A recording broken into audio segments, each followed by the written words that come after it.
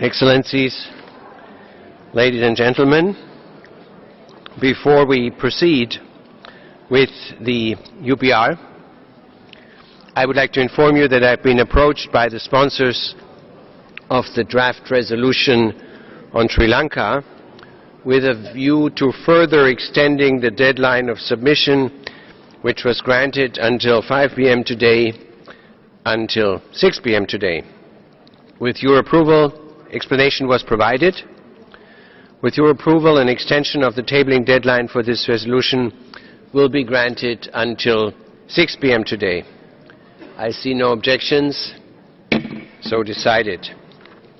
We will now proceed with the consideration of the outcome of Maldives based on the report of the UPR Working Group as contained in document A/HRC/30/8 and A/HRC/30/8 Addendum 1. This report and its addendum, together with the additional information that we will now hear from the Maldives, will constitute the outcome of the review and shall be adopted by the Council through a standardized decision. I now have the pleasure to give the floor to His Excellency Dr. Ali Nazeer Mohamed, Foreign Secretary of the Maldives, to present the additional information on the review. Your Excellency, you have the floor.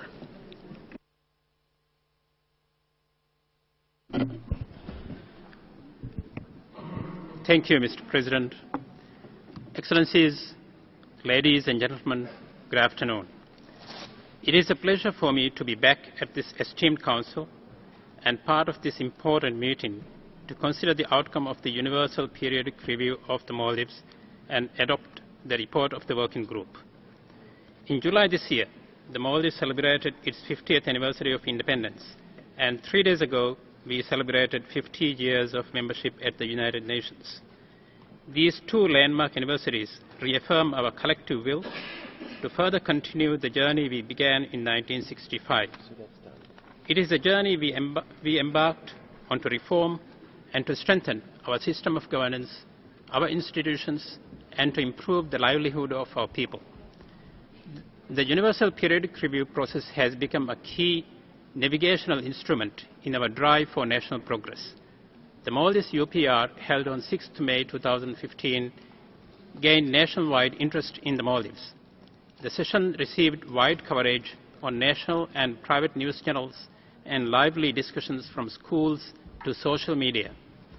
The engagement and the discussion, both positive and critical, has renewed our strengthened the commitment of the government to this process and its core guiding principles: universality, inclusivity, and transparency. It has reaffirmed our belief in the process's potential to contribute to the positive and sustainable development of the country. Mr. President, at the Maldives UPR, we received 258 recommendations from 102 states.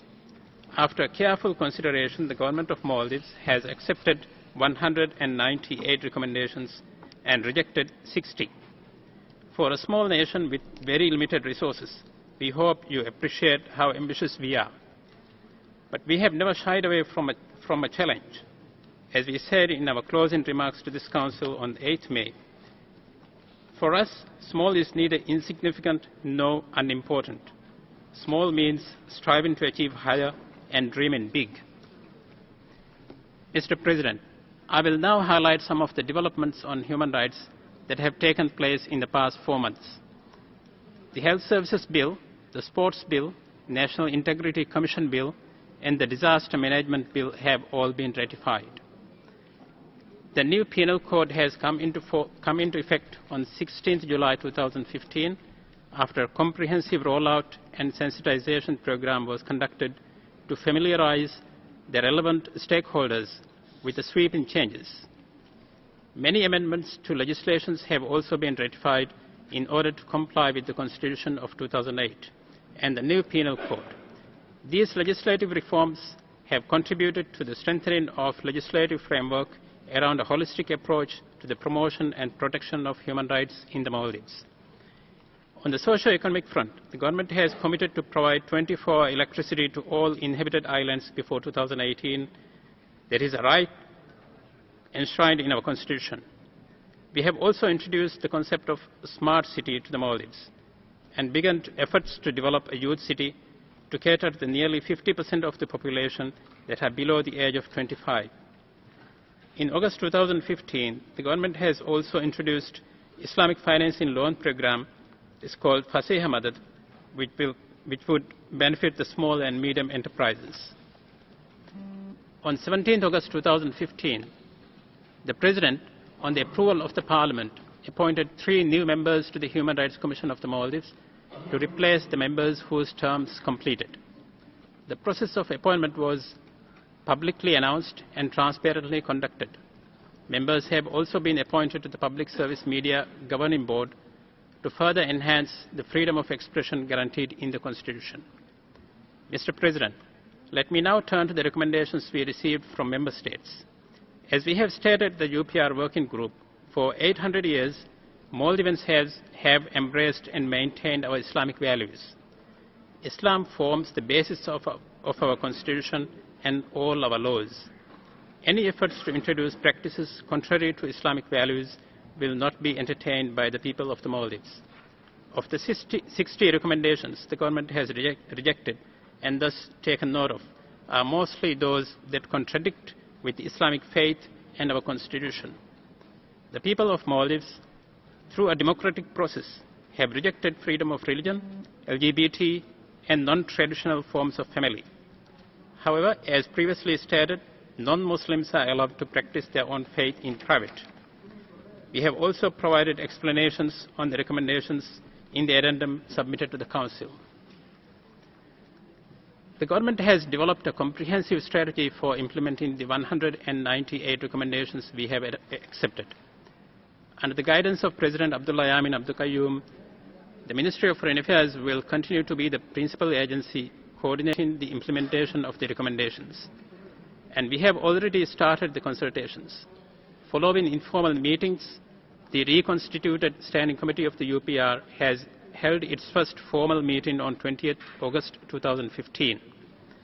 The new Standing Committee has 8 members from the government and 4 members from the civil society organizations. We have taken a results-based approach in implementing the recommendations by identifying measurable and verifiable benchmarks. President Yamin's government believes that human rights are not only about international instruments or pieces of law. Human rights is as much about cultivating respect, nurturing belief, and in making human rights a way of life. To promote these values, the government will continue its efforts to provide human rights education. Mr. President, for a small island developing state with numerous challenges such as lack of expertise, capacity, technical and financial limitations, we remain constrained in our efforts to achieve the legislative reforms needed at the pace we want. New legislations such as Gender Equality Bill will be presented to the next Parliament session, and there are many others in the pipeline. The adverse impacts of climate change is and will undoubtedly pose new challenges to the realization of human rights of our small population scattered over a large expanse of the ocean. Similar to many other countries, our societies have not been immune to the waves of drug abuse and radical extremism spreading across the globe. We have been very forthcoming about our limitations. We have exercised maximum transparency in highlighting the challenges we encounter. We have never claimed we are perfect, and indeed, no country can legitimately claim to have perfect record. Despite the challenges, the progress that Maldives has achieved only within the span of 10 years is by any measure impressive. It is therefore highly unfortunate that there are several forces, both outside and within, trying to reap the benefits of our political vulnerability. It is also unfortunate that our governance system, that is only a decade old, is often judged by the same yardstick used for countries that took centuries to establish.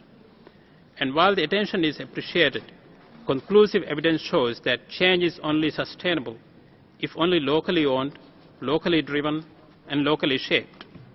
Institutions need to have the space and time to grow organically according to the specific needs of the peoples of the country. Having said that, We always come to this Council with an open mind and attentive ear.